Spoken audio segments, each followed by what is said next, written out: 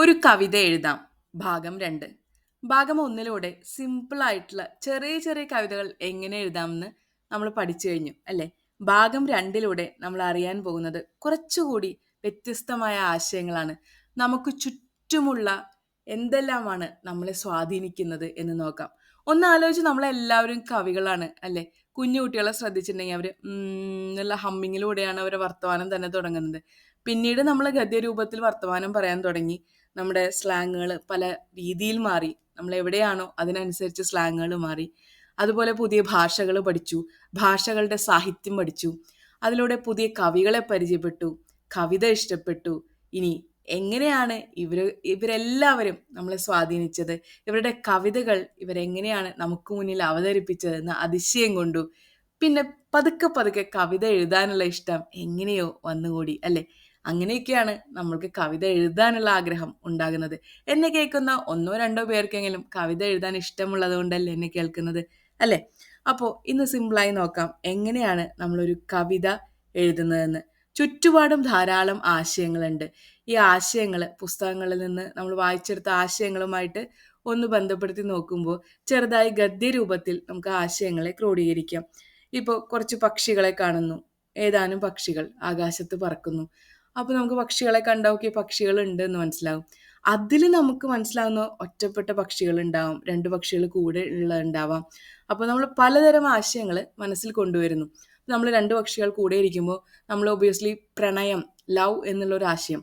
എനിക്ക് സത്യം പറഞ്ഞാൽ ഈ ഒരു ആശയത്തിൽ കവിത എഴുതാൻ തന്നെ ഭയങ്കര ടഫായിട്ട് തോന്നി. അതുകൊണ്ട് തന്നെ ഇന്ന് നിങ്ങളുമായിട്ട് ഷെയർ ചെയ്യാൻ പോകുന്നത് ടഫസ്റ്റ് ആയിട്ട് എനിക്ക് തോന്നിയ സിറ്റുവേഷനാണ് പ്രണയം. എങ്ങനെ പ്രണയത്തെ പറ്റി പറയാം? നമുക്ക് പ്രണയത്തെ പറ്റി ഒന്നും അറിയില്ല, സീറോ നോളജാണ്. So what will do?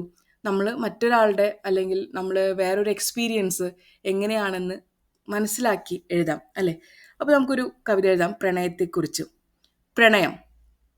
പാതി വിടർന്ന മലർ പോലൻ പ്രണയം, ആരറിഞ്ഞു എന്നറിയില്ല, നീയോ ഞാനോ എന്നിൽ വിരിഞ്ഞു എന്നിൽ കൊഴിഞ്ഞു. വളരെ സിമ്പിൾ ആയിട്ടുള്ളൊരു 4 വരി കവിതയാണ്. ഇതിൻ്റെ ആശയം എന്താ എന്ന് പറഞ്ഞാൽ കേൾക്കുമ്പോൾ തന്നെ മനസ്സിലാകും. ഈ ഒരു ആശയം മറ്റൊരാൾക്ക് മനസ്സിലാകുന്ന വിധത്തിലായാൽ ഏറ്റവും ഏറ്റവും ആസ്വാദ്യകരാവും എന്നാണ് എനിക്ക് മനസ്സിലായിട്ടുള്ളത്. കാരണം ഓരോ കവിതയും അല്ലെങ്കിൽ ഓരോ ആശയവും നമുക്ക് മറ്റൊരാളായിട്ട് റിലേറ്റ് ചെയ്യപ്പെടുമ്പോഴാണ് അതിലേക്ക് സംവേദനം പൂർണ്ണമായിട്ട് സാധ്യമാകുന്നത്.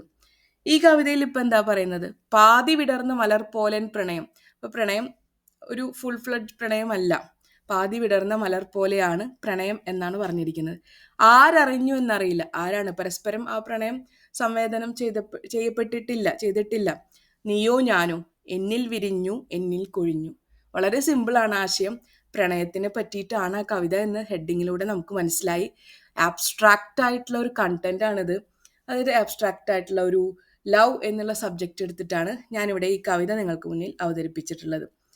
അപ്പോൾ ഇതൊരു ടഫസ്റ്റ് ആയിട്ടുള്ളൊരു ടൈറ്റിലാണ് എനിക്കെന്ന് പറഞ്ഞു. ഇതുപോലെ പലർക്കും ടഫസ്റ്റ് ആയിട്ടുള്ള സിറ്റുവേഷൻ, നമ്മൾ അനുഭവിക്കാത്ത കുറേ കാര്യങ്ങൾ തന്നെയാണ് നമ്മൾ കവിതകളും കഥകളുമായിട്ട് എഴുതുന്നത്. അതൊരു പക്ഷെ നമ്മൾ അത് അഡോപ്റ്റ് ചെയ്തിട്ടുള്ള ഒരു ശൈലി നമ്മൾ പലരിൽ നിന്നും സ്വീകരിച്ചതാവാം അല്ലേ? അതുപോലെ ഇനി ഒരു കവിത നമുക്ക് എഴുതാം. ഒറ്റമരം. നമ്മുടെ സറൗണ്ടിങ്സ് നമ്മളെ എത്രമാത്രം ഇൻഫ്ലുവൻസ് ചെയ്യുന്നുണ്ടെന്നറിയോ? പലപ്പോഴും നമ്മൾ തിരക്കൊണ്ടതൊന്നും ശ്രദ്ധിക്കണില്ല എന്ന് മാത്രം. നമുക്ക് എല്ലാവർക്കും കവിത എഴുതാന്നേ. ഈ ഒറ്റമരം കവിത ഞാൻ എങ്ങനെ എഴുതിയെന്ന് നോക്കാം. ഒറ്റമരം തണലായി നിന്നു, ഇലകൾ തളിർത്ത് പൂക്കൾ ചിരിച്ച്, വഴിയിൽ ഒറ്റമര തണലായി നിന്നു. എത്ര നല്ലൊരു ആശയമാണ് ഇതിലൂടെ കൺവേ ചെയ്യാൻ ശ്രമിച്ചിരിക്കുന്നത്. അതായത് ഈ ഒറ്റമരം എന്നും ഒറ്റയ്ക്ക് തന്നെയാണ്, പക്ഷേ അത് തണലാണ്.